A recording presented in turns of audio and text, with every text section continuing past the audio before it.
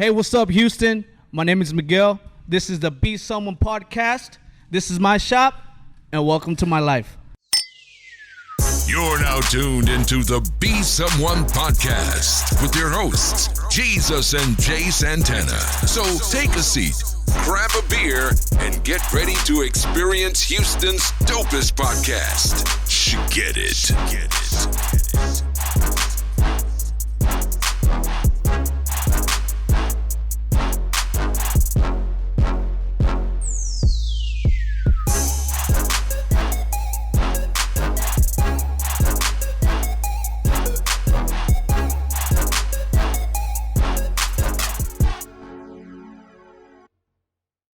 So this is the Be Someone podcast, and like your boy said, he's the host today. He brought us out.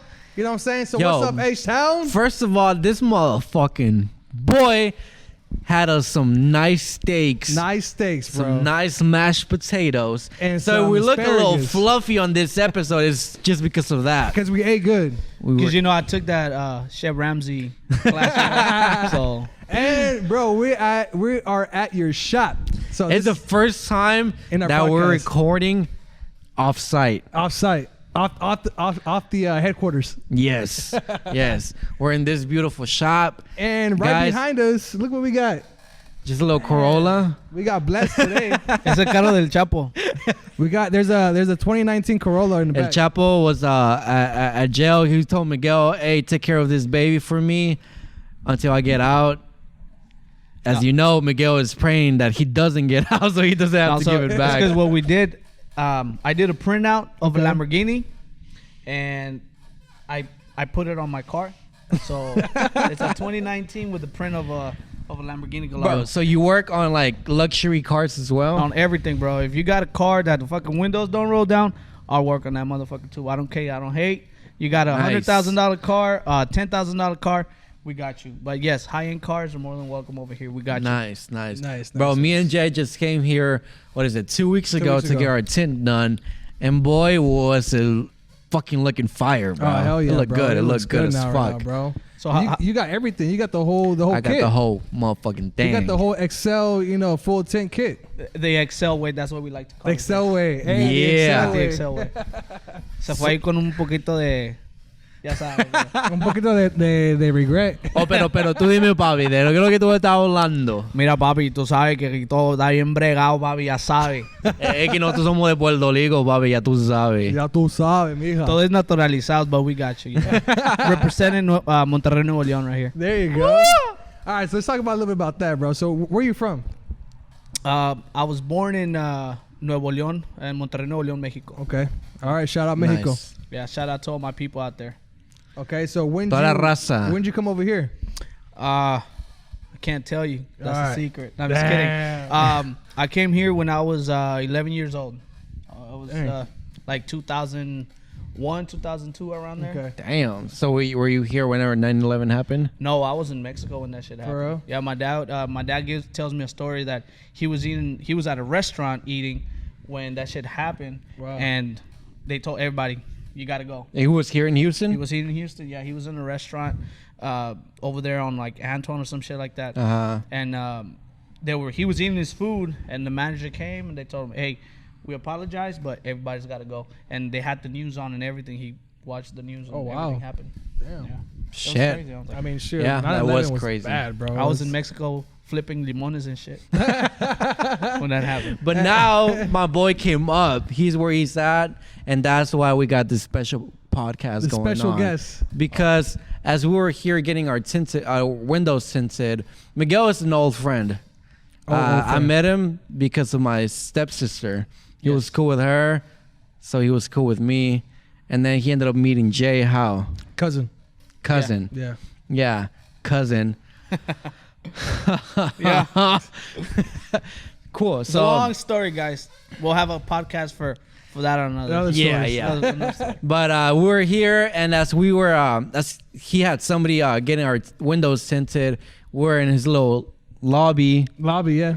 He was telling us like his little story of how, because we haven't seen him in a while. Years, bro. So it's like everybody sees like this badass shop, everything, like all this all work, the hard work he puts but nobody in. knows what he had to go through in order to get here, you know, because I bet you have a lot of people saying like, hey bro, like this happened overnight, or like, damn dude, you know. Yeah, I get a lot of people haters. that, you know, haters or whatever you want to call it, that think, you know, like, I don't know, I fucking got money. Like you got lucky or something. I got lucky. I won the lottery and I just got this nice, nice shot. Like, but like your parents bought the shot for you. Yeah. And no, I mean, shit, it was 10 years in the making for overnight success. So basically, we were getting our tent, but throughout the whole, you know, visit here, he was telling us, you were telling like your life story about how like we got the whole package, bro. We're getting package deal, work and we got history. And I don't think we finished though, so that's why we were like, you know what, let's save it for a podcast. yeah. No, like as he was telling us everything that he went through, we were like, damn, bro, like the people have to hear this, and we're at Better Than the Be Someone podcast, where we motivate people to go and follow their dreams, to go and keep hustling, to go and keep fighting, you know, because a lot of people have a dream, have a goal, and they come to a point where they're like, fuck, it's too hard, I'm just gonna quit. Fuck it, you know. But we have like a great examples, just like Miguel, that he went through this and that, and he said, no, fuck this, bro, I'm gonna keep going, and you guys are about to hear like a little bit more of that. So let me ask you the first question. What was the first like vehicle you tinted? The first vehicle that I personally tinted, it was a 2009 Toyota Matrix. Toyota Matrix? Okay, so like the little crossover. It's hatchback. If you ever want to be a tinter, avoid that car. It's gonna make you rethink what the fuck you want to do in life. It was. And bro, people think that you probably just put a film on and that's it. Yeah. But there's a lot more to that. Yeah, I mean, you have to first you have to make sure that the car is clean, you know. Excuse me. Like the windows? The windows, they have to be clean. They have to be clean from the outside as well from the inside. And then sometimes you'll get cars that the windows shift or the windows don't roll down. Yeah. You know, the customer expects you to make miracles and the windows don't roll down or the doors don't open. Yeah. Trust me, I've had that where windows don't roll down and a door doesn't open, so you have to like crawl in there and get it done. Oh shit. But yeah, it takes a lot. So there's easy cars, there's hard cars. Yeah. There's easy cars. That one that you did, that Toyota Matrix, it was hard? Yeah, it was a piece of shit. Yeah. Okay. So what got you doing tinting in the first place? My wife. Yeah? My wife got me into tinting. So I could get emotional, but I'm gonna try to. No, bro, it's okay. Get emotional. Yeah, the guys, our people want to see tears. Yeah, man. Not today. But from what I know, yo, Miguel is too much of a macho man. No, man. He doesn't get emotional in front of people. You'll see some tears maybe throughout the podcast. Oh yeah. But yeah, it was my wife. Her name was Brenda. Is Brenda. Shout out Brenda. Shout out Brenda. 10 years together and hey, that's strong, a great bro. to have, bro. Yeah. Thank awesome. you. Yeah, thank you. And so I used to work for my dad. I used to do fire protection, and you know, for everybody out there that. So your dad was like kind of like in the car industry as well. No. So my dad, what we used to do is we used to go to new houses or old houses, and we put sprinkler systems inside the house so they wouldn't burn. So that's a fire protection. Oh, okay, nice. Gotcha. And so I used to work for my dad Monday through Sunday. We would be at the job site by 7 a.m, and literally, when I tell you we would get kicked out by the police, by the cops, that's the time we would no get shit. out. So sometimes it would be 6 p.m. Sometimes it would be 9 p.m. Okay. And you know, my dad. Yeah, were we like in commercial places or what? No, it was residential, but since he was a subcontractor, the more we worked, the more money he would get. Right. And you know, my dad he's a very strict person. You know, shout out to my dad. I love him to death. Shout out. And he's in Monterrey Who's in right Mexico, now. yes. And he was very passionate about what he did, but at the same time, you know, I was young, so I wanted to live my life. I wanted to go out there, and it is tough working for your father or your parents in general, because I feel like it's tough because we come like I feel like most Mexicans out there, they come here for a better life. Yeah. So all they have in their mind It's work, because they want a better life for their people, you know. And us, because I was young at a point too, and all I could think about was, You're still young, bro. no, I mean, I was younger, bro. Homeboy's only 18 and shit. Bro, well, when I was younger, bro, all I wanted to do was like fucking go and party and shit, you know, And play soccer. do this, that. Typical young kid stuff. Exactly, bro. So it's like, so your dad had you working with? Yeah, working for him, it was the toughest thing I've done in my life because, like I said, he was very strict. Yeah. But my dad was very passionate in everything he does in his life. Too, you know, he's still alive, so everything he does in his life, even if he washes his clothes. Yeah, The way he washes and his that's, clothes I feel like and stuff that's that. key, bro. Like Yeah. for you to be successful, it doesn't matter what you do, as long as you do it with a passion, Yeah. you're doing You it do better than and you anybody do it else. right. So, like I was saying, working for my dad was very stressful because I had to do everything right. Now, you're talking about he's been doing this for 20 years, and I just Yeah, started yeah. working for him. You know, I dropped out of high school, so I made a choice. I made a Yeah. choice. I didn't want to be in school. Stay in school, kids, is hard as shit. you If go. you're listening, stay in school. And so anyways, you know, just working for my dad, it was hard.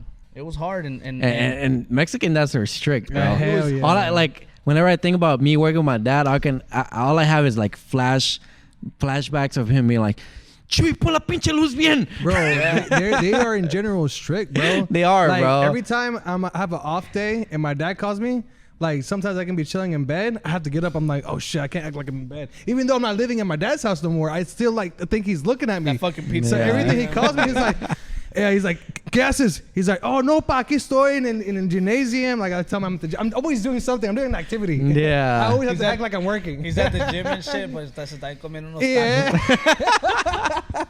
Because the last thing I want him to tell me is, "Apenas levantaste?" I'm like, Yeah, nah, bro, I yeah. didn't just wake up. Like you know? I feel like us as being like, I feel like the sons, you always look up to your dad, Yeah, you you know, always look up. and you always want, like, if you ever want to impress somebody, dad, yeah. or if you ever want to make somebody proud, it's gonna be your dad, Exactly. your Yeah, dad. yeah, yeah. right? Yeah, and so that's how I got into tinning. It's very confusing. So I got into tinning by working with my dad, by being a DJ at the same time. So Oh wow. I don't know if you guys do remember me, but I used to have a truck that was all backed out, and I was a DJ. So in the back of the truck, I had the DJing, like my phone number Yeah. and stuff. So Was it a black truck? yeah, it was a black Yeah. truck, a Silverado backed out. Yeah. Dude, I'm an original cut. I remember Hey, getting he's a- in it, and I was like, he's an ooh. original- I'm in an cut. original cut, all right? I had Yeah. 24s on it, bagged out, chrome rims and shit, you know, back then. But you with know what? A chromes and cut's never gonna be, bro. A cut's never gonna be the hustler you were, bro. shit. I met some, but man, it was. I started hustling. I met some that are hustlers, man. They're up there. But anyways, I went to go do my dad and I went to go do a house Okay. for some Asian guy. Shout out to John Rieger too. You know, for John teaching Rieger, me okay. what I know now as far as window tinting. You know, he opened the doors. Really? Thanks to him as well. First of all, thank the Lord, thank Yeah. God. You know, so I went to go do a house for him.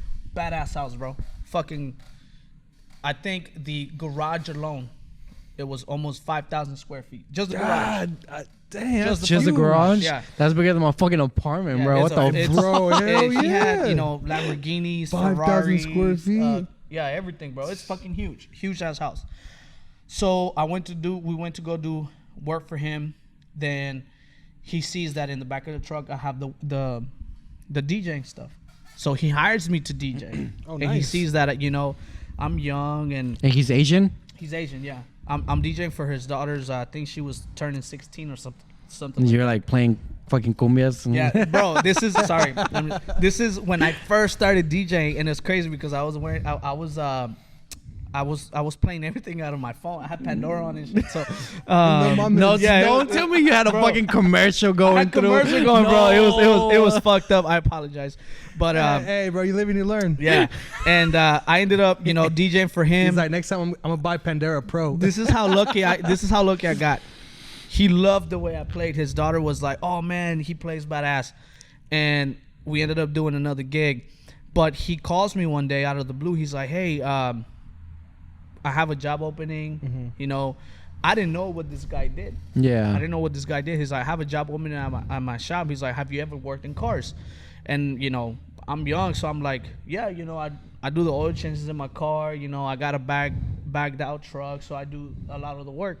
He's like, no. He's like, we do window tint. Have you ever done window tint? And I'm like, no, I mean, I do fucking construction. Yeah. So he offers me a job, and I tell him, look, no, thank you. I work for my dad, and I support my dad's business, so I'm going to go with him. So we leave it at that.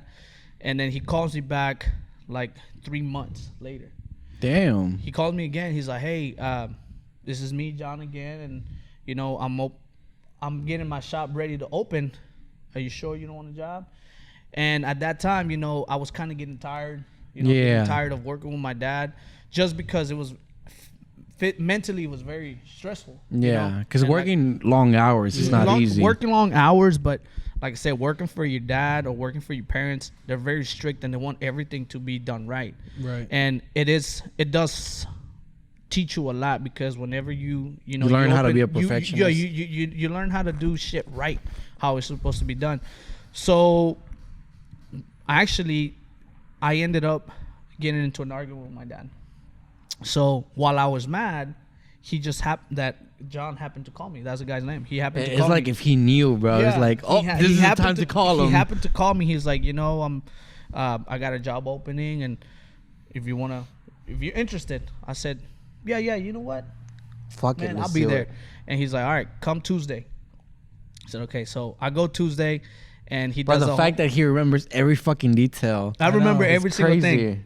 So here's y'all gonna get a kick out of this. So I go on a Tuesday. He does the interview. He's like, you want to start? And I'm like, man, I don't know. It's because, you know, I work for my dad. At least give me, you know, I work for my dad and I live with my dad. You know, I think I'm only like 17 or 18 years old. So I still live with him. And he goes, look, I got like 4 or 5 people that want this job. But you're young, you look, you know, you're a DJ, so you got that interaction with customers. It's like, if you want to start, you start tomorrow. So that peer pressure like a motherfucker, right? So I tell him, all right, I'll be here tomorrow. So that was at 5 p.m. He was like, all right, you can go home. He gives me $20 for gas, and I go. You know, obviously he tells me how much I was going to get paid and everything. So Was it good?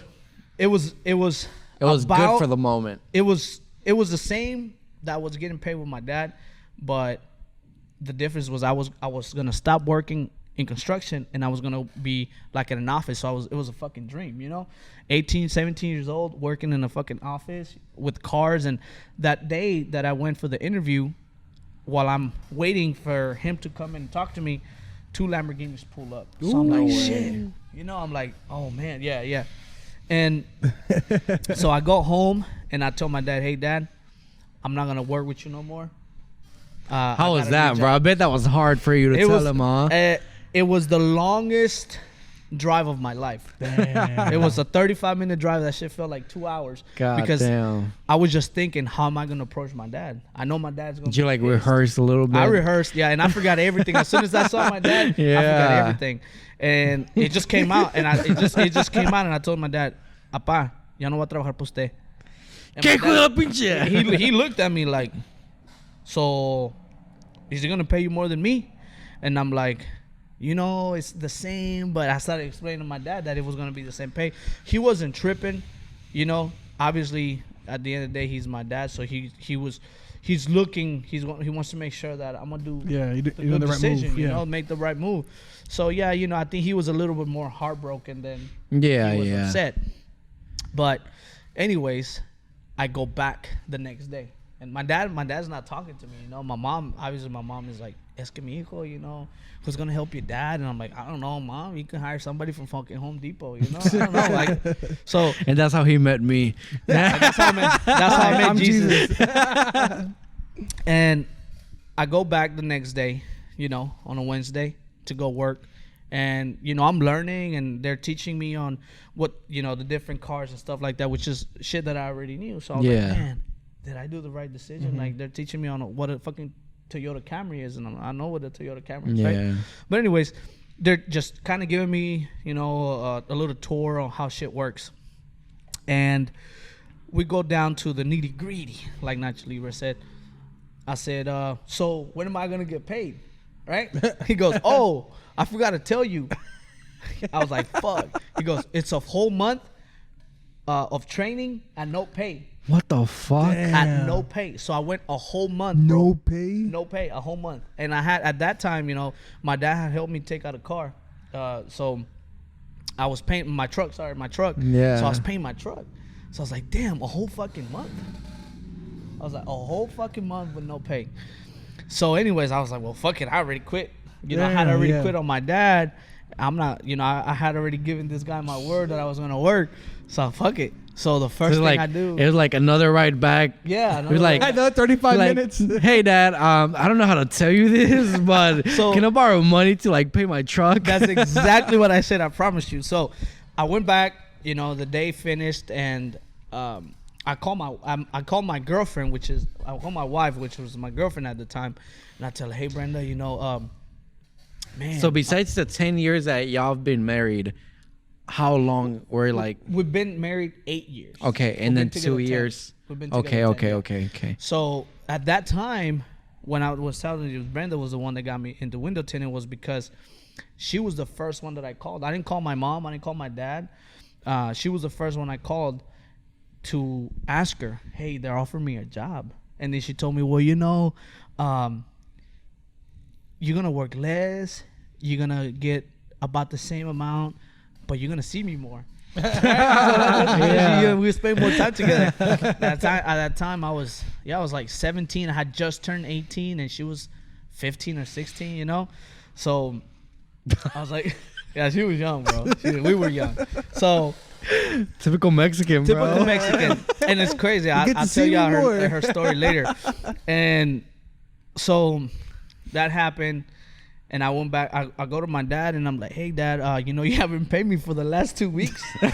You know, more. Yeah, no, I did. I promise you. I said, "Dad," because you know I had quit on a Tuesday, and you know he would pay me every 2 weeks. So that Friday gets there. That's when I tell my dad, "Hey, Dad, so where's my check?" Yeah, so I was like, "Hey, so where's my check?" He's like, "¿Qué cheque, pendejo?" and I'm like, You're like, ¿comiste ayer? ¿Dormiste ayer? Look, so Ahí está tu pinche cheque, exactly. güey. So I'm like, he was like, ¿Cuál pinche cheque, pendejo? And I'm like, well, you know that for the last 2 weeks that I've been working with you, he's like, no tú vas a pagar nada. He's like, tú no pagas las taxas. Man. He's like, so así se quedó. He just said that. I was like, oh shit, and I didn't want to ask him for anything, but obviously, you know, my dad being the nice guy that he is, he still, you know, he would give my mom money to give me money que para pagar el teléfono, Yeah. que pagar, you know, I paid little shit because you know I told him it's because they're not gonna pay me for a month. He goes, ya ves, pendejo, te dije, Querías ir a vivir. te hubieras quedado conmigo, but oh no, you want to make your own decisions. And I'm like, well, Dad, you know, construction is not my thing. You know, I love cars, so he didn't give me money, right? He didn't give me my pay. So the only person I had at that time was my girlfriend, or Brenda. So I tell her, hey, you think you can let me borrow some money? You know, and I'm like, fuck, I feel like shit, bro. So how much money do you think a 16-year-old's gonna... That's what I'm thinking in my head right now. No, but Like, no sé, deja ver cuánto me dan para mi it domingo. was, bro, I don't know. So many things happened that my head was like, I couldn't wrap around it. Yeah. I couldn't wrap around it, and it just happened to be, it was right around the time that I had to make my truck payment. I was fucking stressed. Yeah, I was fuck yeah. stressing like a motherfucker. And outside of that, my mom was still asking me for money. I would give my mom $100 every week. Yeah. You know, I had my own fridge and shit, but I would still give my mom $100. You know, after I dropped out, that was her thing. You're gonna drop out, you're gonna pay bills. I said, okay, that's fine. So my mom, you know, pressured me to pay her money. So long story short, my wife lets me borrow money. Until this day, she says I haven't paid her back, and I'm like, well, I buy you like a fucking 5 new cars. I'm pretty sure that's already paid off, but sure, whatever. She's like, you know, you haven't paid me those $400 because she let me borrow $400 so I could pay my truck payment, and then Man, she was balling, bro. She was balling for a 16-year-old, bro. Shit, at that moment, I could barely afford Taco Bell. For real, bro. I think she says that she asked her dad for money, and then her dad gave her money. I don't know how the fuck. What the fuck was she asking money for? I Like, have what was no her fucking excuse? idea, You don't bro. know? Something I for don't school. know. It's for my Probably, books. yeah, probably. And then then later, she lets me borrow more money, but then I paid it back, and she says that I forgot about the $400. Then I got paid. I remember my first check after the month was $1,200. After a month, that shit was gone. It lasted me like 30 seconds. I cashed it. I got the money back, and then I was like, "Here's the money." I started giving it to everybody. Donating. Bro. Yeah. Here's what I owe you. I started giving. Hey, that's the everybody life in the That's the U.S., life, bro. bro, yeah. That's the American dream. Yeah. I started paying everybody. It's good while it lasts. The money, and then ever since then, we just kept going and going and going, and now we have this 10 years Nice. strong. 10 years strong. Yeah, she's supporting me when I have nothing. Now she's with me. Shit, and that's the thing, yo. Like, if you're gonna be with a partner, either a girl or a guy, is like, if they stick around at your worst moments, they're for sure gonna deserve to be there at your best yeah. moments. Yeah. Because if you get somebody at your best moment, like, I feel like most of the time it's not out of love. It's more like, They're not gonna know the true you. yeah, When you don't got nothing, it's hard. yeah. So, Like, they don't know everything that you went through, so they don't Yeah. appreciate you as much. Yeah, It's you like, know, and Brenda and I mean, when we got married, when we moved to our apartment, we had this was in 2010 damn. when we got married, and no, sorry, 2012 when we got married. That's when we got graduated. That's when we Make sure graduated, you yeah. Make sure you cut that, because then she's gonna look at you like, you don't know when we Like, got married. "Hijito pinche, te duermes en la sala, la I don't verga." even know. I don't even That's remember my masala. birthday. But when we got married in 2012, there was already like flat screen TVs and shit, right? Yeah. So in our apartment, I only had my queen size bed from when I lived with my parents that I bought on my own, and we didn't have couches, we didn't have a table, we just had this old fucking TV, the old ones. with Those the, squared ones. yeah, the square ones that you have to like press the button to change. That's what Yeah. we had. We rocked that shit for a long time, and we were eating on the floor, and she was pregnant. Damn. So I'll get home, the food was ready, and we would just either eat standing up in the bar, or we would just sit down. We'll put a cover and we'll watch TV, because the fucking TV was on the ground, and we just watched TV. Bro, we had paper plates and everything. That's I mean, shit. You gotta go through those That's phases, the bro. life, bro. That's the life. So, all right. Whenever you did the first 10, like, did you mess up? Or Oh, I fucked everything up. Yeah, I fucked bro, everything up. bro, because like you fuck things up when your first day at the job. You know what I'm saying? Yeah. Like, whenever I used to work at Whataburger when I was 16, I fucked up. You know what I'm saying? I was carrying, I think, about 16 junior Whataburgers to a family. And yo, pendejo, I tripped, bro, and I fucking dropped all the fucking No Whataburgers. way. And I was like, God damn it, bro. You know what I'm saying? Like, my first day on the job, bro. Really? The fact, who cares that you drop burgers, but the fact that they were Whataburger, bro. Like, come on, dog. No, That's that's a It sin. was. That's a sin, bro. That's a fucking sin. bro. Who draws Whataburger? Ah, shit, I should have just walked home true. that day. True. but I worked didn't. at McDonald's. I should have dropped them hoes. Yeah, no, this is. I feel like me at work, it's not to brag or anything, but I feel like I've always been like, I always learn quick. I've always tried to be like the best at it, you know? 'Cause that's how you gotta be, bro. Yeah, Like, I've it- always, like, my mentality going into a job, and I think this is a lot that has to do with my dad, because he always tried to be like the best at everything, the best of Yeah. everything, and he always like kind of like mentally prepared me like that, you know. So no matter what job it was, like, I feel like I always had to be the best at it and like learn quick, you know. You know, when I would work with my dad, he would always get mad at me if I didn't do shit wrong. So when I got into the window tint, I remember him telling me this was his being mad at me kind of deal. He goes, "Mijo, si va a hacer algo, hágalo bien." And then he pauses. He goes, "Si no, rúmbese a la verga pa que alguien más lo haga." And I'm like, damn, Facts. Dad. Like, that's fucked up. I'm your son, you know. And he's like, you know, because What are you trying to say, Dad? because I remember coming home and I'm like, oh yeah, you know, it's an easy job and I got to do this and I got to do that. You know, I already got it. That's what he told me. You know, pretty much telling me, hey, relax, pay attention, make sure if you're gonna take this career, if you're gonna take this path in your life, make sure you learn everything properly. You gotta pay attention to detail. Every single thing that I do from since that I did from that day on has led me to having my shop, because when I think, oh, I'm gonna do this and I'm like half-ass it, but I remember my dad telling me that shit and I'm like, no. And I feel like that's one thing that my dad told me. He, like, the thing that I didn't know this until I'm thinking about it right now, which is, I've always wondered why I'm such a perfectionist, but my dad has always told me, whatever you do, make sure you do it right. Yeah. You know? Salud for all our Mexican parents for making us, hell yeah, for making us great again. Great again. So, okay, how long did it take you to get good at what you're at tinning? So, getting good at tinning, it took me, so when I started, right, it took me 3 years to actually start tinning, because when I started, I was sweeping, you know, picking up trash. Oh, really? And shit. Okay. Yeah, start somewhere. Yeah. So I was just picking up trash and shit, and then, you know, I worked my way up to being a salesman or whatever. So 3 years after I started, I actually jumped into doing the window tint. Now, within those 3 years, I was doing little shit here and there. Mm-hmm. You know, I was, you know, cleaning windows, taking off old tint, you know, just doing small work. Were you ever, like, able to practice? My practice was doing what if they because they Like, would could tell you me. practice on something? Well, yeah, I could, but I didn't do it. Okay. You know, they would tell me, hey, Miguel, go take the tint off for whatever car.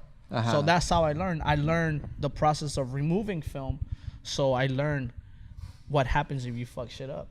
You know, that taught me how to make the window clean, how to make sure the fucking window was cleaner than when it came out from the dealership. So I have a buddy of mine, you know, that I'm gonna give him a shout out, James Richardson. He was one of the guys that started getting into letting me doing window tint. And that's the type of people that I love, bro. Yeah. The people that give you the permission for you to learn and grow. Because there's people, and I've came across a lot, bro, that they're like, no, hazte pa allá, no sabes. Or like, you don't know how to do this, stay the fuck away from me. And there's other people that they're like, come here, like, let me show you how to do it. Or like, here, practice here, or do this and that, you know? Because whenever I started welding with my dad at a younger age, I like during my breaks. But you're young now, right? Huh? You're young now? No, I'm old now. Look at my gray hair. Oh, I see that. No wonder I was saying like, damn. I'm old. I'm 45. Okay. No, so during my breaks, I used to weld and be like, pa, préstame el casco, you know? So I would borrow his helmet. Pero eso era cuando estabas joven. Sí, cuando tenía 15 años. Ah, okay. Era con qué, like World War I or por ahí, like Vietnam. It was two. Okay. Yeah. Yeah, right. I was like during break time, I would like start welding.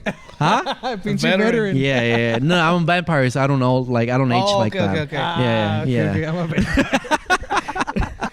No, But yeah, bro, like, I love those people though. No, the people that help you out, you know. And you know, this guy, he's, you know, obviously he saw that I was young, and he saw that at first he was like, damn, you're young, you got kids already and shit. At that time, 3 years later. So at what age did you have your first kid? Fuck, I don't remember, bro. I'm 29, my daughter's 7. I was like 21, 22, around there. Okay, so not that bad. Your wife's gonna come like tell us, is like, no. She's gonna be like, Bora todo eso. Yeah.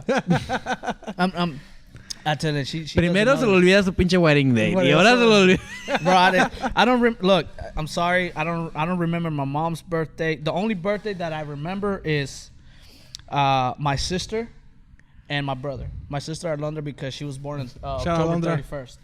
That's the only reason why, because she October was born 31st? October 31st. Oh shit, this is about to be her birthday. Yeah, she's a witch. ¿También está en Monterrey? Un saludo. You know I love you. And then my brother Angel, I remember his birthday porque he was born in February 24th. In Mexico, es el Día de la Bandera. Oh. That's the only reason why. my birthday, I remember sometimes that I'm like, oh shit, this is my birthday. When it's your birthday was just like a week ago. 2 weeks ago. Yeah, 2 weeks October ago. 18th. Yeah, whatever. Whatever. A week ago. About a week ago. I don't want to remember my birthday, bro. I'm not getting old like he is, but you know, You're not a vampire, bro. I'm not a vampire, bro. No, I don't want to remember how old I am.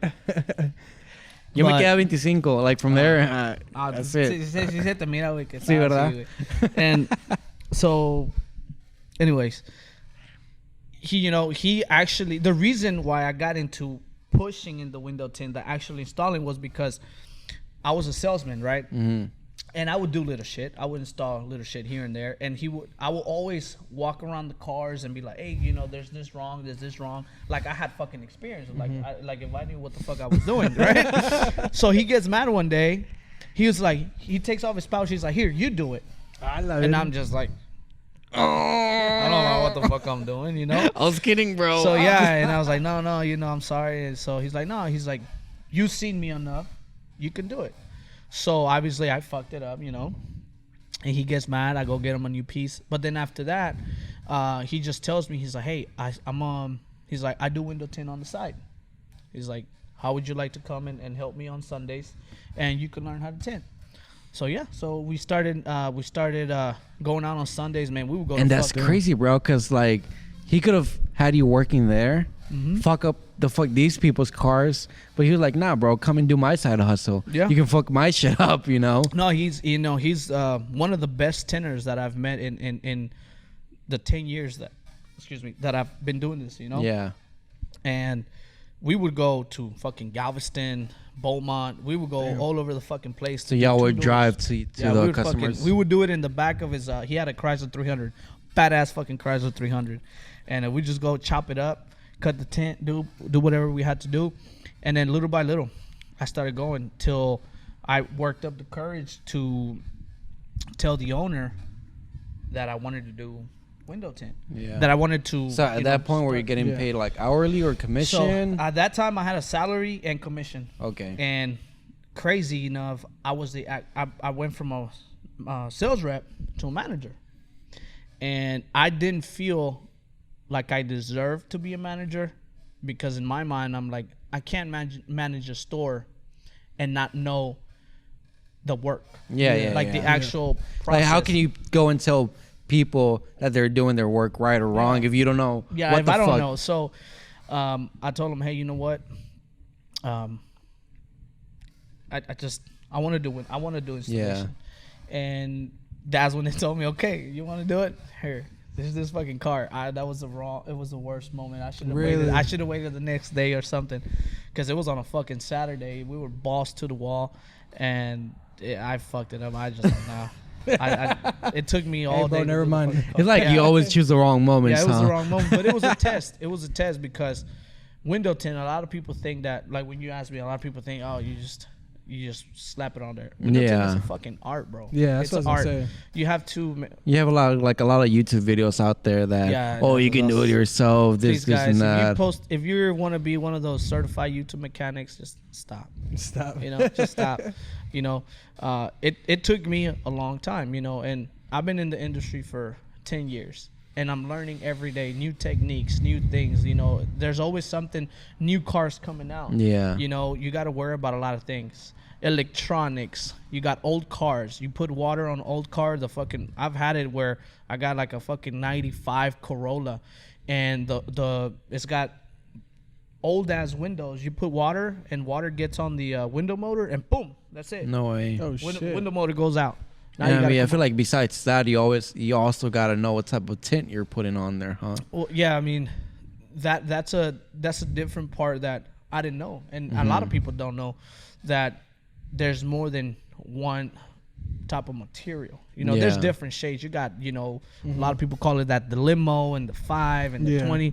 That's just how dark it's gonna be. But you got a Yeah. bunch of different a bunch of different type of films. Like the best example I can give it to you is like a brand of a car, right? Yeah. You got Toyota, and Toyota has a Camry, but they have the LE, the XLE, the Yeah. Sport, the trim levels. the trim. Yeah. So window tint is the same way. You got Okay. the window tint, and you got all the shades, like the color of the car, white, black, whatever, right? So you have the shades as far as 30, 25, and so on and so forth. But you have different quality films. The way the films are made, they're totally different. You know, back then when I started 10 years ago, they were barely getting into like these high quality films. So a lot of people are still used to, oh, I just want the 5. I just want the 20. I want that shit murdered out. But they don't know Murdered that. out. They don't know, you know, they don't know what kind of film they're putting on the car. For shit, you don't know. They're probably putting a film that is only going to last you 6 months. They charge you $100. It looks badass. But then 6 months or a year later, it's gone, and you can't find the person that did the work because he's obviously run out of business because he's charging you cheap. He's charging you cheap. He's buying cheap film, and then he's get a bunch of warranties that there's no way he's gonna make money. Mm-hmm. You know, so that's how, you know, window tint is a little bit. It's an art. You got to know. You got to know. You gotta what know type your of shit. film? Well, what type of film you're gonna put on a car? Yeah. You know, like your BMW. Yeah. Right. Your car. You can't put a metallized film on your car because the antenna on your car can interfere with the window tint, or the window tint, can interfere with the shit. antenna of the vehicle. So if you I put a didn't know that. so if you put a metallized film, even your phone might have, like, I don't know, you experience it, but you'll be driving and you'll have more drop calls because there's no signal coming in. Because you got metal on your windows, Oh shit. and Maybe that's why I've had trouble with my phone. Yeah. you know, not on yours because I put some badass shit on yours, but You got the top stuff, bro. No, Yeah, but you on my truck, you bro, got the that's where I XLA. have fucking trouble. so, you know, there's just a lot of things that it goes into window tinting, and, you know, other than just putting it on there. And no, just you guys know, we don't install it with Windex. That's impossible. Okay, Okay. it's impossible. It's like trying to cook A steak with a steak with fucking, I don't know, with motor oil. It's impossible. It's never gonna. Yeah, you probably cook it, but it's gonna taste like shit. You know. I ain't gonna eat that steak. I don't know. You gotta be out your mind if you want to eat steak with fucking motor oil. Hey, how you like your steak with oil? Yeah, I want the. So, which kind of oil do you want? The high mileage or you want the synthetic?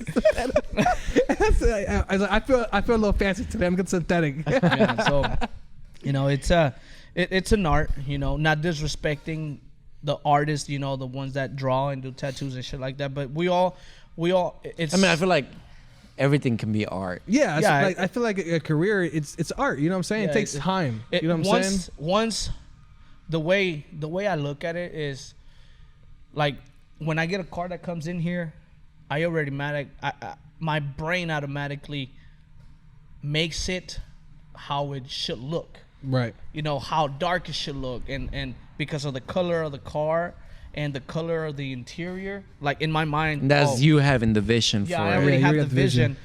I already tinted the car as soon as And that's what my car would happens come when in. you fucking do something you love. Yeah. You know, like I feel like if you didn't love doing this, that type of shit wouldn't come to your head. You know. Yeah, you know, it's a passion. I mean, I know it sounds crazy, you installing window tint, but it's a passion. I mean, I get pissed, I get mad, I break shit when I get a dirty window tint. Okay. Like, I install it, and man, that looks badass, and man, I get a fucking piece of dirt. I'm like, all right, we'll take it off and put a new one, and then boom, I get a fucking piece of hair that was on my Shit. shirt. I'm like, fuck, I take it off and put it on there, and then while you installing it, you bend the tint and you get like a little crease. Oh, fuck, man, you grab shit, you fucking throw it, and your wife's like, man, relax, man, relax. You're gonna break shit, man. Fuck this shit. So he's obviously talking about himself. No, yeah, I am. I get mad, but because I love it, I love what Yeah, I you're do, like- and I you're a want it to be perfectionist. fucking perfect. Yeah. You know, the last thing I want to do is let the car leave and look like ass. Yeah. You know, and me know that. I mean, shit- ass is sometimes beautiful. Huh? Ass is sometimes beautiful. Yeah, but you know, I don't want it to look like shit. There So, you go. so does it feel good whenever like the car leaves like your shop, or like, you know, at the time, does it look good regard, like whenever it leaves, you're like, hey, I did that, that's me? Every fucking car that comes That's to my good. shop, every car And there's been times, I'm gonna be honest with you, there's been times that I'm like, the customer's rushing me and shit. And I'm like, man, fuck. So I'm rushing the job, and then shit doesn't come out right. And in my head, I'm like, man, we don't have time. Well, fuck it, just let it go. I feel like if you do your own work in a certain way, like a business type of thing, like I feel like everybody's had that type of like I hate moment. those customers though, bro. Whenever they're rushing you, like, bro, this takes time. You know what I'm saying? Yeah, no, and the bad part is that it leaves, and you're like, man, fuck, I shouldn't have let it go. And then you're like, hey, you know, I need you to come back, blah blah blah. And then the customer gets upset. Oh, why did you let it leave? Why did you let it leave like that? And I was like, yeah, I know I shouldn't let it leave, but I mean, fuck, this job takes 3 hours. You want me to do it in 30 minutes? I mean, what do you always? Nah, you know, you don't go to your barber and tell your barber, hey, I need you to cut my shit in Fuck me 5 up, minutes. Hey, fucking me up, fam. You know, what kind of haircut you want? Oh, I want that one with the bald just spot right here. That's it. Oh, okay, yeah. Say no more, cuz. Say no more, cut. You know. He's like, hey, bro, why do I have a dick print over here? So. All right, so that's your story of learning how to do Yeah. the tint. The window tint. Yeah, that's how. Tell us more about how you started, or how you started, like your way into building your own business. Well, you know, it started with a birthday. It started with a birthday because, you know, like I said, I am very thankful to that person that got me the chance to get in the window tinting. But at the end of the day, business is business. Yes. Right? And it was my daughter's birthday. I was very happy where I was at, some sort of, you know. But it was my daughter's birthday, and I had requested the day off. Said, hey, I want the day off. It's my daughter's birthday or whatever. And they said, yeah, sure, you can have the day off. I said, cool, awesome. So I had the day off, and I had already planned, you know, this is what I'm gonna do or whatever.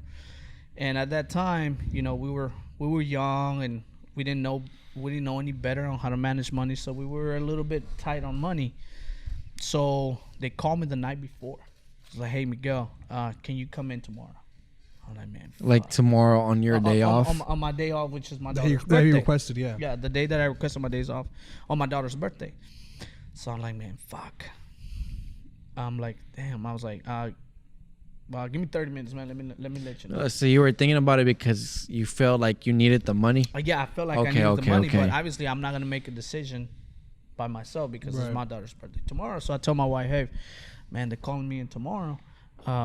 Should I go? Well, should I go? And she goes, she's like, yeah, well, you know, the party doesn't start till this time. And I was like, yeah. And he had told me, just, you're only gonna work half day till like 2, 3, and that's it. I'm like, well, shit, half a day. We fucking close at 6. That's all day. Yeah. Right? So I go in. I call him and, hey, yeah, I'll be there tomorrow. All right. That's all. But I can only go in till like 12. Mm-hmm. You know. So like, all right. So I go in. And next thing you know, man, I'm fucking working. I'm like, It was a busy day. A busy day. And I'm like, hey, man, I got to go. And they're kind of like, you know, you can't leave. And I'm like, no, I mean, I have to go. So I ended up staying fucking late, which I regretted because I missed my daughter's birthday. That was her third birthday. Yeah, third birthday. And third birthday. It was right around the time that I started window tinting. Yeah. And I come to find out that the reason why they called me in was because a certain person wanted a day off, which was related to a certain person important in that company. I don't want to mention names, but and that pissed me off. Because he wanted a day off and he was out in vacation. He just went out, like I think it was like at the beach or something. Yeah. Like that. So that got me hot. I was like, man, at that moment I told myself, I'm not ever going to let another man dictate the day that I have to have off from my family. I was like, fuck that, I refuse. I felt like shit because when I pulled up on my daughter's birthday, she was just waiting for me. Yeah. She was just waiting for me. Like, I don't want to get emotional, but I mean, it was fucked up. Yeah, no, it was fucked up because my daughter, she was just like, you know, 3 years old. She captured it. She was like, oh, you coming from work, Dad? She's like, you're not in my birthday. And I was just like, fuck. Damn. You know, I'm like, I feel that. fuck. And I literally just pulled up, and it was like fucking 8 p.m. No way. It was 8 p.m. They were just waiting for me. I didn't even shower. I just went straight to the burger. It still fucking smelled like ass from, smell like shit because I don't know. Yeah. So you could have probably smelled good. Yeah, I know, but I smelled like shit. Like, sweaty, and I was dirty, and I just went in. All we did was happy birthday, blew the candle, everybody went home. God, So they were waiting for you. Yeah, we were just waiting for me Dang. to sing happy birthday. So that moment changed my life in the perspective of I'm never going to have another man dictate Yeah. the day that I have to have off. So it started from there. I pushed myself to get better in the window tinting, and once I felt comfortable, And it was just window tinting. it was just window tinting. All I was doing, what happened was, because I wanted to do the window tint, the installation of the window tint, I had to give up that position because I couldn't be a manager and then focus doing the window tint. Yeah. But know. and the payment wise was Payment wise, if you were a good window tinter, you make a hell of a lot of money. Okay. Like a So lot of in a money. way, you could have made Yeah, I more. would've made a lot of money. And excuse me. So I was like, here's my keys. Here you go. And I started window tinting. And it was just, things weren't good, Yeah. I kept quitting. I would leave. I'd come back asking for my job, But that was what started, just I didn't want another man dictating my future. Yeah, and that's a key point. that's a good thing, bro. Because I feel like within me and my personal life, I feel like my dad was never there really for us. Yeah. Because it's not a bad thing, because he worked a lot to give us a better life. Yeah. But bro, like all my soccer games, this and that, yeah. he was never there. And that's a typical Mexican dad. Mexican No, yeah, it dad. is. That's and, what my dad was and too. maybe another, we'll call it ethnicities or race. Yeah. The fuck. As you can tell, I dropped out of high school, but Bro, for real? I didn't know that. Your IQ level's right here. Yeah, bro, dropping out of high school, I feel like people put school like it's the only option. school is important. For me, school is important if you want to be a fucking lawyer or a exactly, doctor, exactly. stuff like that. But But if there's you just, people that are heart just, surgeon? that's not their thing, bro. Man, I've met some smart fucking people that dropped out of high school, smarter than me, way more successful than me. But is like, for me, what happened with me when I dropped out of high school, since I was in high school, I just didn't seem that I would need education to be what I wanted to be. Right. But see, you know? like, school is important and everything. Yeah, but it is.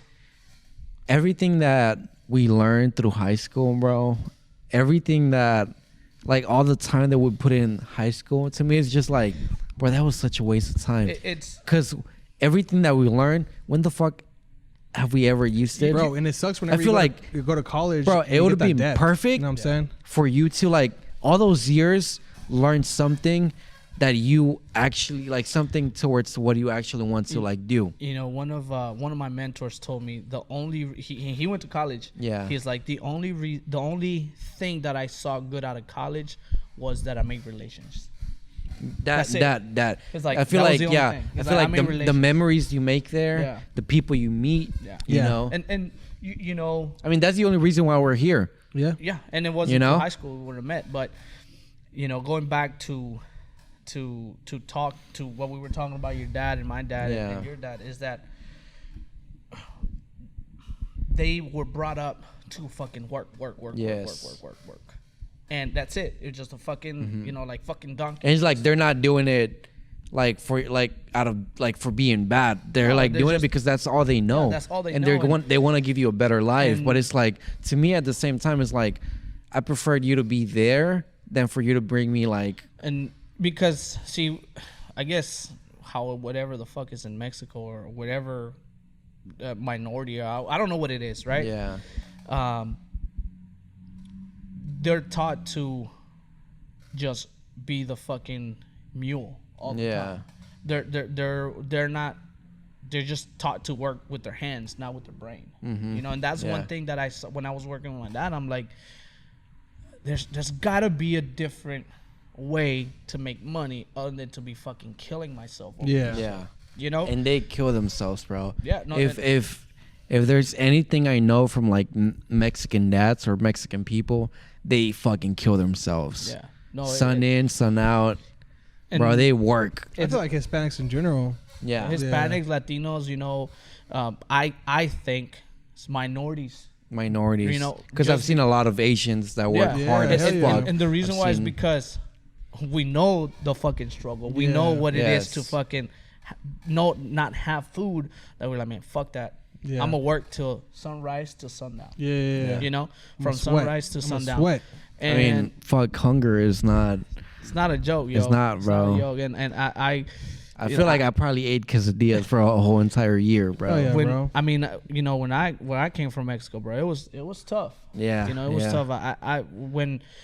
When people met me, they met the Miguel that was, you know, Americanized or whatever. But Yeah. man, I used to ride fucking horses to school. I used to Shit, at least you rode a horse. I used to Bro. walk fucking to school, and bro. I would herd. That's how you say Yeah.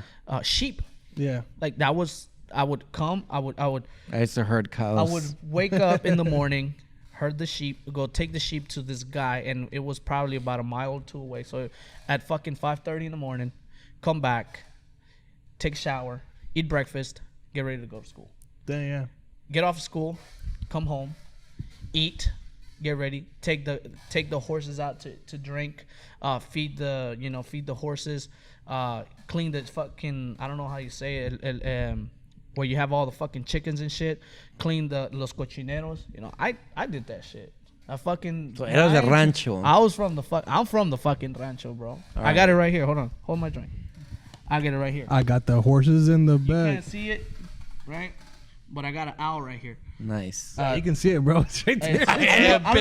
Is his whole arm? Get a little close up, bro. But anyways, I have an owl right here. He has an owl on his arm. I have an owl in arm. That was the name of the rancho where I'm from. Oh, Se yeah? llama El Tecolote en Doctor Shit. Arroyo, Nuevo León. Well, me voy a pintar un pinche Pancho Villa. That's the name of my rancho, bro. It was like Pancho Pancho Villa. Villa. And you know, it's so I think those things led to our parents being like that, or even me. But Bro, I feel like that is part of what gave me my work structure, or como se Yeah. dice. You know, because bro, like Being a hard worker. either in school, bro, like in school, like here, over there, our homework was different, bro. Over there, my homework over there, like during school, we used to go into the fucking chicken pen or whatever, kill them, take out the fucking feathers, take out the guts, prepare What them in the the bag, hell? yeah, putting the fucking legs. My homework was to go sell the chicken to fucking neighbors and shit, And and, then I had for- to bring the money the next day. for bro. those that don't Wow. know, Wow. when you Yeah. pluck the feathers out of a chicken, you just don't fucking pluck them like that. You actually, obviously, you have to kill the chicken, but you have to put it in hot water first. But And then you have you to pluck 'em out. You have to wait for the chicken to like bleed out because Yeah. a lot of people don't have the And then they'll patience. dump it in the water, and Yeah. then you got this fucking bloody mess. You have a fucking headless chicken running all around, bro. So that's why you have to wait You for know, the chicken there's- to fucking bleed There's out. two ways that you can kill a chicken. One is by literally grabbing the neck of the chicken and the body, and then pow. That's one. Fucking Bro, dumping. my grandma And the grandma other was one a is- G, bro. And then the Yeah. other one is grabbing it by the beak. That's it. Yeah. Is that how you say beak? Yeah. Grabbing it by the head and the beak, and then just fucking Spinning like a that matraca, motherfucker. boom, spin it, and Yeah. boom, that bitch would just go. See, in And then school, just wait for the fucking I chicken learned to for stop. it to like chop it off, but at home, my grandma was a G, bro. She grabbed the chicken and she would just like fucking spin it, and the neck would like fucking Yeah. pop. So if So you guys want to learn how to kill a chicken, Hit us up. there you go. All Got right. you. And We're gonna start doing a YouTube channel of nothing but rancho. killing Eh, you know, see, Houston, yo soy de rancho. There you for go. all those dudes que que yo soy de rancho, cause you never killed a fucking goat, you've never killed a pig, you never killed a fucking a chicken, So don't tell me you're from the fucking. You've never cleaned out fucking If pig you- shit. If you never clean pig shit, or if you never clean chicken shit, oh my god, is the worst shit ever. Hell yeah. All right, is the worst shit ever. If you never done that, Bro. don't say you're from the fucking rancho. I used to just put- because you go, you visit your cousin, and you tell him, I got Tengo fucking botas Louis acá. Vuitton. ¿Qué pasó, primo? Bro, we used to, What kind of shit is that? bro, I used to pull up to school and we had cows, right? So the cows would shit around the fucking school. So first thing in the morning, we used to have to pick up fucking cow shit, and then we used to get ready to Oh, fucking say like man. the Pledge of Allegiance from over there, Yeah. and then go to fucking and class. then you get shit on your nails. Is the best. And then you eat. yeah, because if you got hungry, bro, during have to class, eat, it'd bro. be I like, don't give a fuck. But Damn.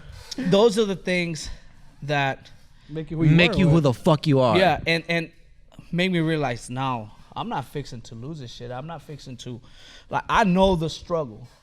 You know, You want a better life. I've been in that situation where I literally, I don't know if you But see, like those type of things, bro. I feel like me coming from like nothing. I feel like me having like little wins or like having an apartment here is like, damn, It's a bro. huge difference. It's like, holy shit. If I can do this, I can do more, bro. Yeah, exactly. I wanted to say Your something about accomplishments. education. I know we're probably dogging education, but it is very important because one thing, for example, in Mexico, don't take education for granted, period, even though I'm a dropout, because in Mexico, it's a fucking it's a luxury to go to school. Okay. You have to pay. Like my In parents, Mexico, a public pay. school, it's you the only have to way pay. out over there. Oh wow. Yeah, you Here, have to pay. you have like other options, but in Drugs Mexico, and it's shit. the only way out, bro.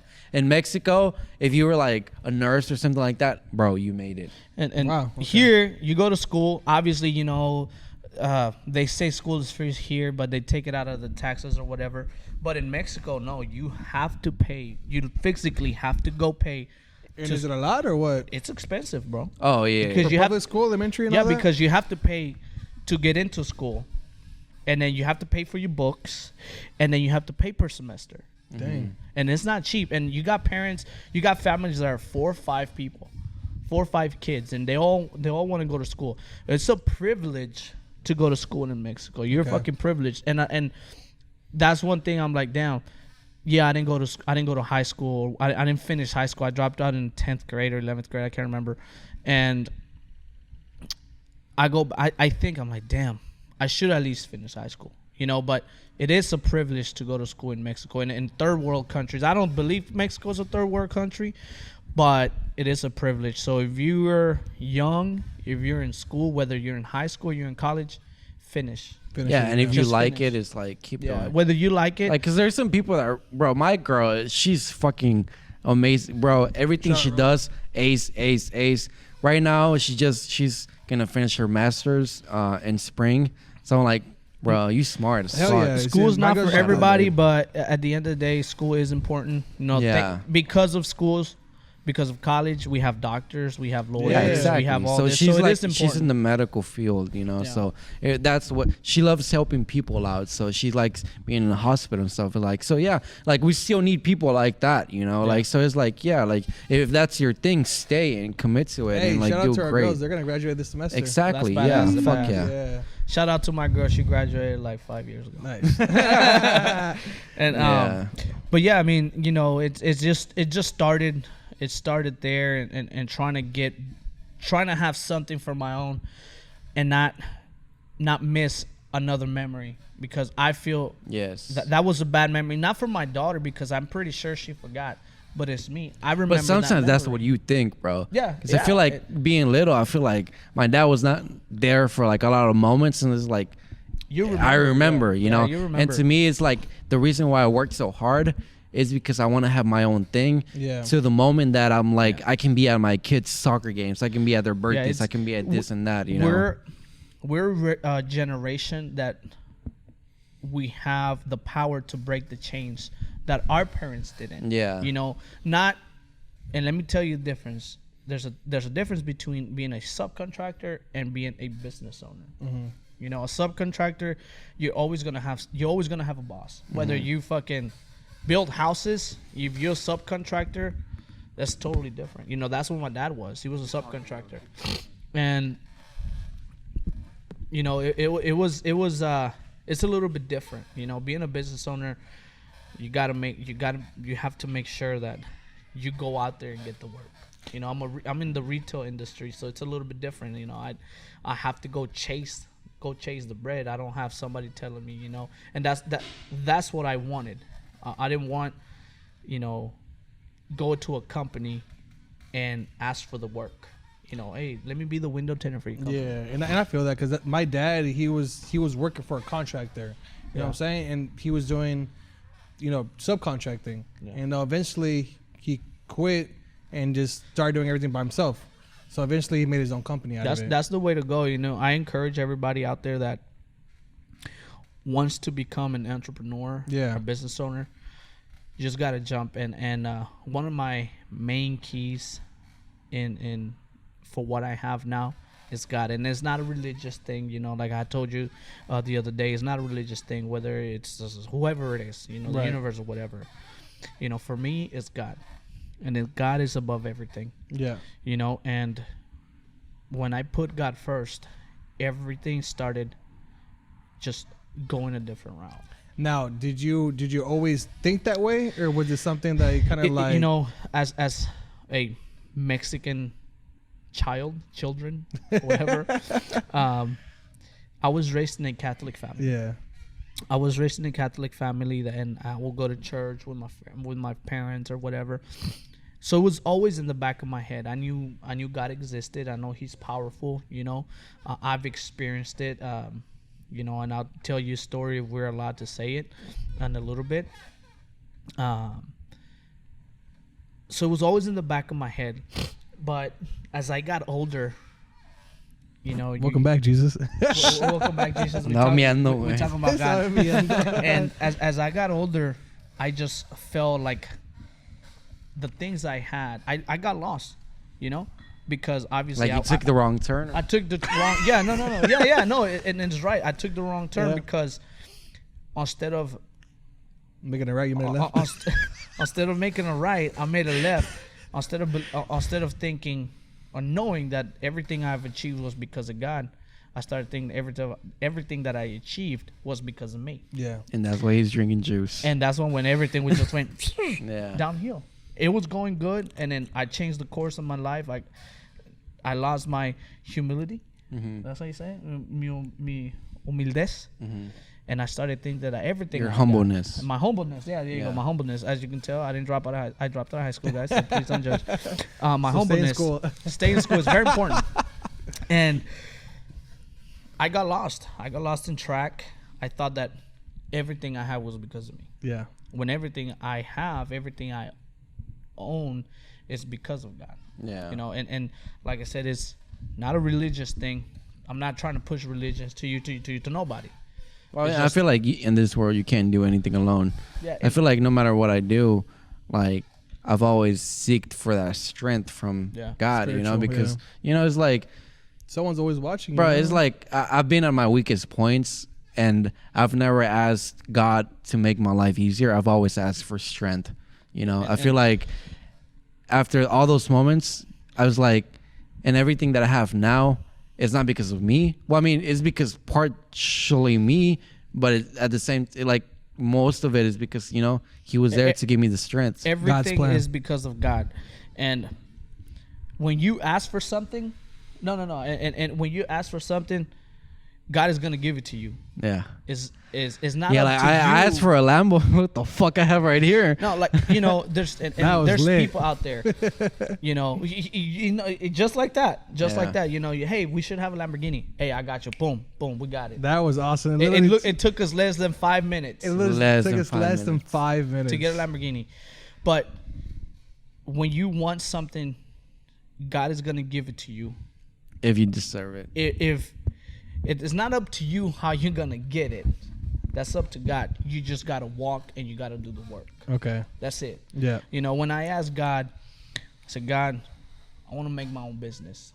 I want to be the dictator of my life. Right. I don't want nobody to dictate my life. At what time I get up, at what time I go to work, at what time I eat, Right. at what time I see my children, if I Right. get days off or anything. Right. So when I started praying and when I started doing what I did, I met people in my life. I met people in my life that would push me to a certain direction. Right. I didn't know when I was going to open it. I didn't know when I was going to have it. I just prayed for it and I asked God. So, like I said, the reason why I have this is because of God. And then obviously, you know, I have mentors and I have, you know, my wife that has Well, pushed I me. feel like those are all people that he put in your way for you to like. For you, they're the people that I've met that because of what I have are the steps in the ladder to success. So finding God did like a whole 360 on your life. It's a whole 360 look. I don't drink anymore. Yeah. And the drinking was part of me being, you know, getting sick or whatever. But I found the truth of me. Now, I'm not saying because you drink, that's not your truth person. Yeah. You know, cheers to your drinks. That's what you like to do. You know what I'm saying? No, and I feel like to me, there's nothing wrong with it. Yeah, There's to nothing me, wrong with like it. I drink. I don't find anything like bad about it because it's not about what do you. I feel like the bad thing about drinking is what do you do when What you're you do. drinking. And I'm gonna be honest with you. I'm fucking crazy. Yeah. I'm crazy without drinking. So when I would drink, I was a fucking, I was crazy. I was crazier. But obviously for me, you know what? I got kids and shit like that. Yeah. Stuff happened in my life that I'm like, I don't want to drink. I feel that. You know? And that's the thing. Like, whenever you feel like you can't control what you're doing, then you You just got a need problem. to stop. You know, yeah. And then it's a problem. I didn't have a problem. That's first step of rejection. I didn't have a problem. It's just that. Like he goes to alcoholics. ¿Cómo se dice? Hola, soy Anonymous. Miguel. Hola, soy Hey, Miguel. my name is No, Miguel, and I do not have a problem. but I fucked up. No, and you know, I don't want to make fun of all those people, but no, it's just that little shit, little beady shit happens in your life that you're like, yo, fuck. And Un mojoncito. un pinche mojoncillo, hay un pinche pedido de esos que salen que no Con se escucha, caquita. pero that fucking stink. Them poop particles. Yeah, but it scares you. It scares the shit out of you. You know, I had a scenario in my life and a little fucking incident unresponsible to my from my side that changed my whole perspective. Like, oh shit, like I got everything because I think that I've made it. And you could have lost it because of the drinking. So this is what I felt like. Oh, so you think you got it because of you, and then there was God was like, whoof, we're gonna wipe everything out you. Shit. You know, in a matter of seconds, because I felt like I had the power. Like you couldn't tell me shit because I've achieved this. I'm this age. I got 2 nice rides. They're brand new at this age. You know. Yeah. When oh yeah, you know, because this is what I do and this is Muy how chingón. I got it. Bien vergón el vato. Bien vergón. And then comes ver. God, and then comes God. Oh, you know, and then comes God. Un calcetín. So so it was because of you. So fuck me, right? Okay, here you go. So whenever you were crying, begging me to fucking help you, So fuck me, right? Basically, what he was like, he did Control Delete, Control delete. you know, and I was like, no, calmate, loco, va.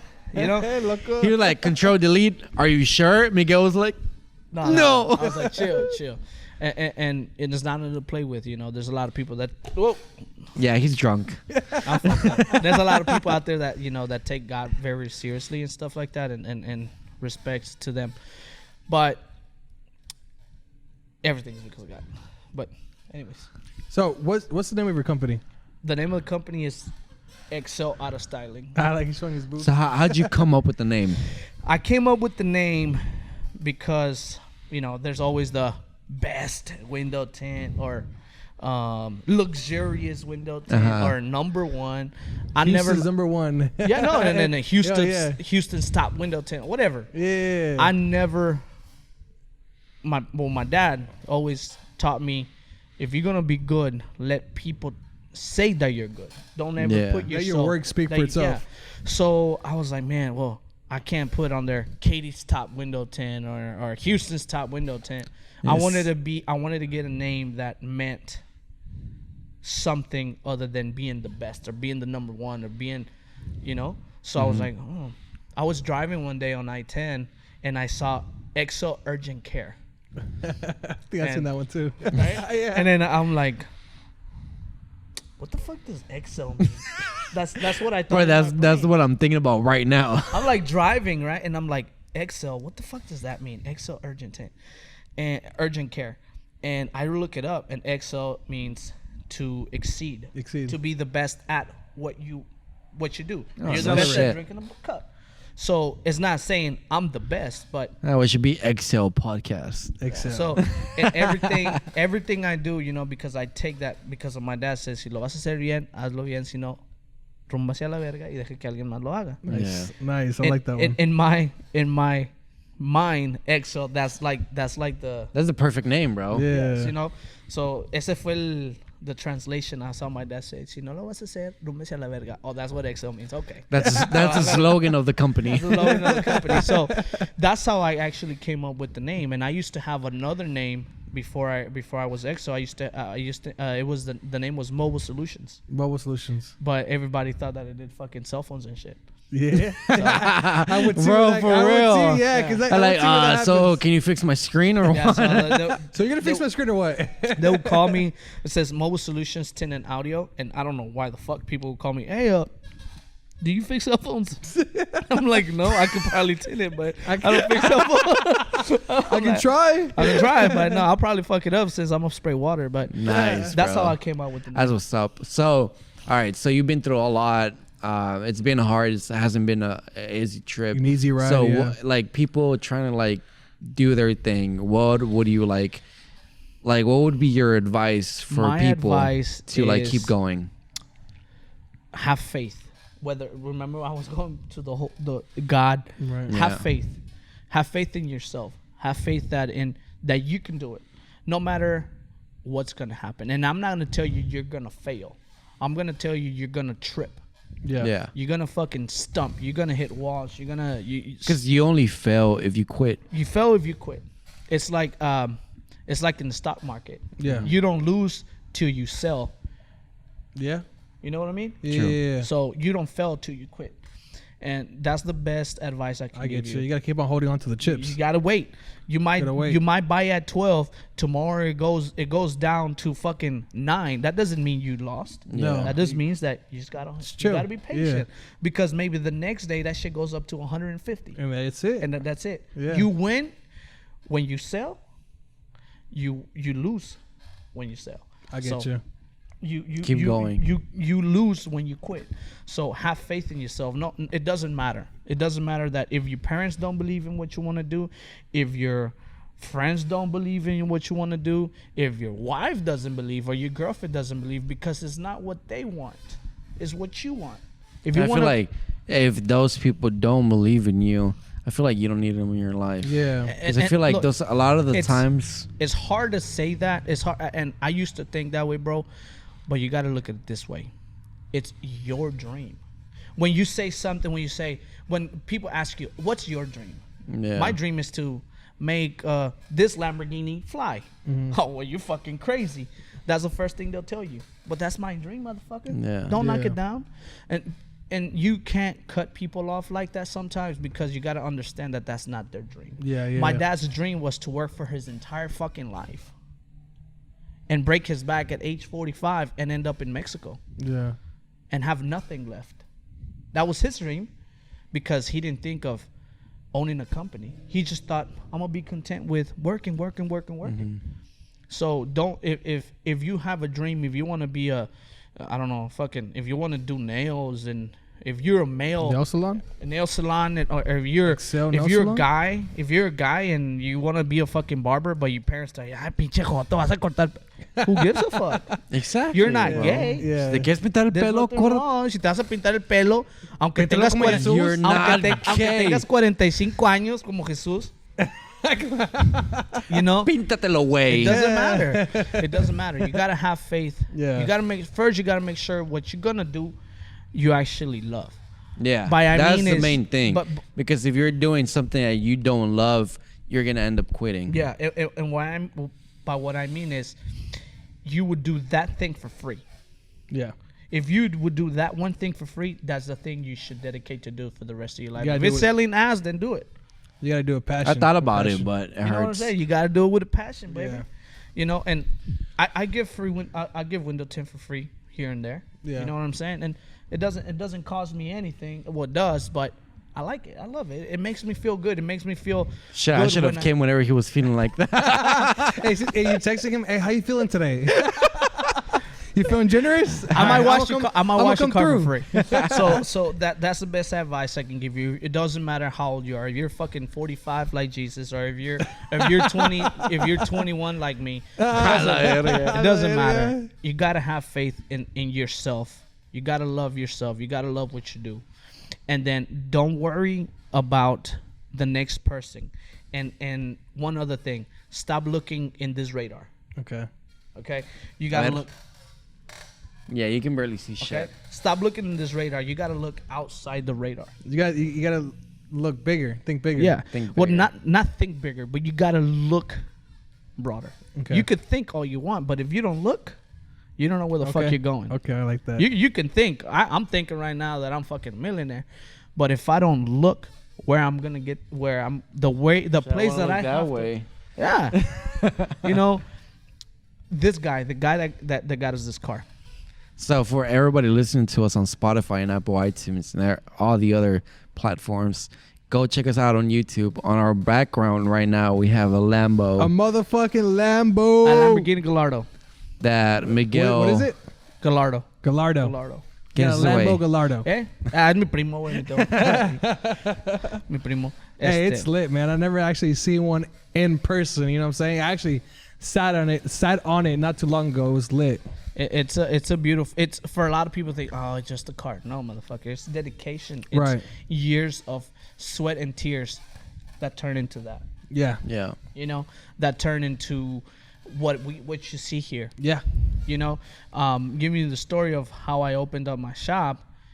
Once I come back from a break, I'll let you guys know that story. All right, I'll be back. ¿Dónde vas, güey? So Miguel just left us. He went to the pisser. ¿Qué haces, güey? ¿Estás tomando la verga? Bro, it's been like 2 hours, bro. No mames. What time is it? It's 12. No. Stop. It's 11. 11:30. Damn, we start. Yeah. We're gonna cut it now. That's too good. That was sexy, huh? That was sexy. Wow, I like the old school, you know?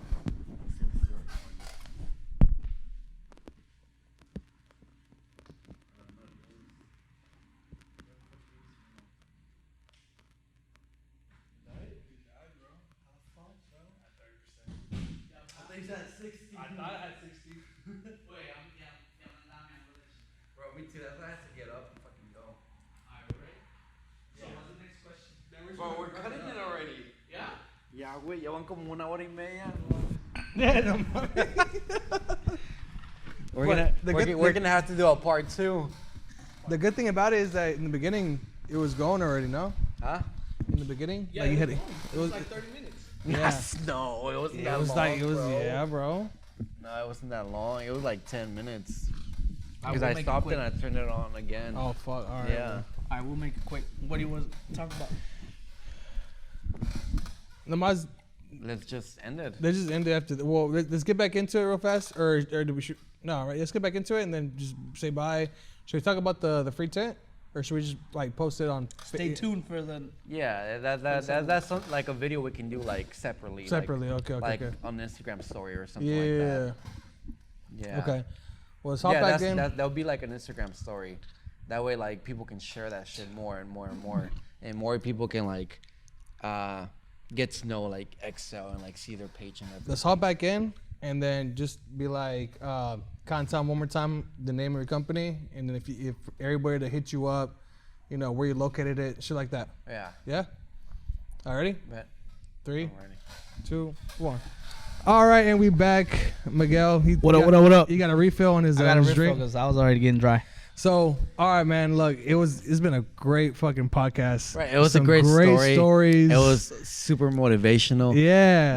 Whenever we're here listening to your story, we got a while we're glimpse of getting it. our window tint, got a little- I was we like, got a little glimpse of bro, it. I was like, bro, the world has to know about this. But, yeah, that's enough. Like the world is gonna be moved by your story. by your story. Hopefully. No, for sure, bro. I feel like It already moved us, you know what I'm saying, in a way, you know what I'm saying, from all your humble beginnings and everything like that. Yes. It just, And it was just a small. We still got to do. I'm take still gonna two. do a part two. bro, we Part got to do two. a part 2 because this boy got stories. Like he's been through a lot. Yeah. It has not been easy for him. No. Like, and especially like to me, the people that I appreciate more, or like I like, ¿cómo se dice? Like that I Admire? Yeah, that I admire more are the people that came from Mexico, Yeah, bro. I'll get you. Because those type of people, you come here like that. First of all, that's hard coming here. Yeah. You know, and then once you get here, bro, the whole world, like the whole U.S., everybody tells you, Everybody. no, you can't work Yeah. here. You can't do Get outta here, this. yeah. Go back to where you came from. Because of the situation that's going on right now, we're gonna say, obviously, and this is every immigrant, whether you're Asian or whatever. Once you're an immigrant here, man, they look at you down like Yeah. you ain't shit. Oh yeah. And if we do have a second podcast, which hopefully we do, we'll talk a little bit more about how everything happened, and we'll talk about how my depression was and all Yeah. that kind of shit. And one little quick thing for everybody that's watching out there: look out for you people. All right. Depression is real, bro. That shit is Yes. fucked up. Yes. It is very fucked up. People might make you seem like they're okay. Look after them. Okay. Yeah. You know what I'm saying? Because Because sometimes like the happiest persons Can be or the saddest happiest person. people are like the It's- ones going through it the worst. depression is something not to play with. I went through it, and I had people make fun of it, Yeah. and it's not fun, bro. Well, and that's You're the thing, fucking bro. dying Like, inside. like, especially coming like again going back to like a Mexican family. I feel like I went through depression a lot. Why? Because I was alone. Like I am where I'm at because I had to fight through everything alone. Like I was at a point where I was like I didn't have the help from anybody. So it's like whenever you're alone, bro, it's like it gets to you the worst, you know. And I feel like I couldn't go to anybody because like your Mexican make fun of family you. is gonna be like, "Ay, stop being pendejo. stop being fucking gay," or like ¿Qué this es and that. eso? Yeah, like estás deprimido, No, hombre, mijo. ponte a hacer algo, you know. Ponte a Like, trabajar, pinche but huevón. bro, Pinche like libro, léelo. honestly, bro, it's a sickness, bro. It's something It is that scientifically proven it's a sickness. Yeah. yes, That can be treated, but it's not to be fucked with. Yeah. So It is not to be fucked if you with. guys know anybody that's going through depression, Look and, out. and, Holla at no, them. even like because the thing is that you're never gonna know if they're going through depression because at the moment that I was in, I'm not gonna go and tell people, hey, I'm not feeling good. Nah, like you as a good friend, always hit up your boys. Check like them- if you're a check- good friend, yeah. be like, how are you doing today? You know what's Yeah. up? Be And- there for your fucking friends. And it's not about and when we say look after your people, that doesn't mean you got to give them pep talks and get them out. No, Just listen to them. yeah. Just show them that and that's the thing, that- bro. Like people that think that you're there for them regardless. Yeah. Or they want to find the right words. There's nothing that's gonna make them Yeah. feel better. All you gotta do is listen, and because depression is a state of loneliness. Okay. Okay, depression is a state of loneliness, and like I said, it happened to me. It took me almost damn near 3 years to get out of it. It's a Damn. very long time. It's Yeah. not something. Oh, you're depressed today and you're happy tomorrow. No, that shit it'll kill you. Wow. And there's not a right word that you're gonna say, and then boom, this person all of a sudden he gets out of the depression. No, Nah, I feel you like just have to listen. me being in depression, I feel like I tried drinking, I tried going out and party, I tried doing this and that, and like now that I see people like in that state of mind, like these people are like partying a lot or doing this Yeah. or drinking Trying to all weekend. they're then, trying to bro, escape. Exactly. I'll go to those people and be like, "Hey, bro, what's up? How you doing?" You know, and then they'll like break out and be like, "Damn, bro, Yeah. I didn't know." Like it would surprise them Podcast that number 2 is gonna be lit. because this is the thing, bro. The people that like, there's a friend that we hang out with Yeah. that used to party and party and party, but the people that he was partying with, bro, they don't give a fuck, you know, Yeah. who they're with. Yeah. Like all those people that were with him, they were Yeah. toxic, They're- bro. yeah, exactly. You know, so I looked up, I went and like messaged him like, "Hey, bro, what's up? How you doing?" And like, "I'm alright. Why?" And like, "Well, bro, you're partying and you're fucking like drinking like crazy and shit." Like, "Bro, that's not you. Like, what's up? How are you?" And then it's like, boom. "Hey, let's meet up for lunch and shit." Yeah. It's crazy, bro. Just listen to your people, show them love. There's not a right, like I said, it's not gonna be. There's not gonna be something you're gonna say that's gonna make them feel happy. Words can trigger shit. Yeah. So just be there to listen, and obviously because you're getting all that negativity, find a way to get it out. Right. Find a way to get it out, and next thing you know, you listening to somebody else, you can save someone's life. Well, all very right. Yep. So there Because you guys not have everybody's fucking strong to get over Yeah. that. it. Yeah. So there you guys have it. Like I said, it's been a badass podcast. This is something different. We actually came to your shop Thank you. and we put the podcast here. You're a badass host, by the way. Appreciate it. For sure. You're a natural, bro. Thank you. Next time, y'all motherfuckers gotta cook for me. Well, I don't know how to cook. I'll probably buy you a pizza or something. Thank you again for the steaks, bro. They were delicious. Bro, this is definitely a story to look up to. Which is why I was so excited to come and like have Miguel in our podcast because it's a great story to me. Yeah. It moves me. I love hearing stories like this because it's like if he can do it, you guys can do it too. Definitely. And all Exactly. it takes is hard work and what else would you say? God, bro. God. God. Put God in your prayers. Put good energy. God That's first, it. And period. God first, brother. God first. Amen. You know, I have everything because of Him. Believe in yourself. Don't let nobody put you down. Yeah. Ever. Just have faith, and you gotta jump. And by me jump, don't jump off a building or anything like that. I mean, Physically. jump. That's called suicide. Yes. Okay. You gotta take a risk. The bigger the risk, the bigger the reward, and just gotta have faith, because if you jump, when you jump, you don't see nothing in front of you, but what you don't know is that when you're going down is when you got your path to greatness. I gotcha. You know what I mean? The grass But is greener on the other side. the grass is gonna look like a fucking bad fall. You might fall. You might scrape You might your break knee. a leg. Yeah, Maybe you might there's break a leg. like a fluffy ass floor waiting for you down there, you know. You might get a sugar mama. You never know. A la madre. A la verga. Pero No, but like se la lavan. y se toman el agua and no, like all right. So this episode is Miguel's story, what he's been through. Yeah. Part 2 is gonna be of how he started his business and everything after that. Yes, sir. Stay tuned. Also, stay tuned for a free tint that is coming through. Yeah, y'all can follow me on Facebook, on Instagram, At- Excel Out of Styling, on Out of Styling. Instagram, and then on Facebook, Excel Tint Works. Okay. There And you if they got it. want to get their vehicle tinted, just come to your shop. But Come what to my else do you shop. do, bro? Everything and anything. So my shop So is happy on, ending after a window tint. Fuck it, I don't care. 5515 North Fry Road. I'm like, damn, that's how much you're charging for that beginning? Now the happy ending is free. It's the address is 5515 North Fry Road. We're between West New York and Keith Harrell. Nice. You'll see there's a Lamborghini printed in the back. Nice. It's a badass shop, top of the line, Nice. state of the art. Yes, It is. facility. It is. So hopefully when we come back, there's gonna be a Porsche or something or what? Nah, bro. Porsche? What You guys, we gonna have? whatever you guys tell me. If you guys Oh, want, shit. a McLaren, I'll have a McLaren. McLaren. I'll try to have a GTR or a Rolls Royce, Nice. Nice, or maybe this nice. Lamborghini again. Yeah, I'm okay with that. don't Hey, he matter. wraps it. Bro, yes. No, That you know looks what? I sick. think next time we'll just have an older vehicle so nobody feels down. Okay. How about that? I like that. Start Alright, from guys. the bottom, now we here. So Let's get it. This is the Beast on Podcast crew.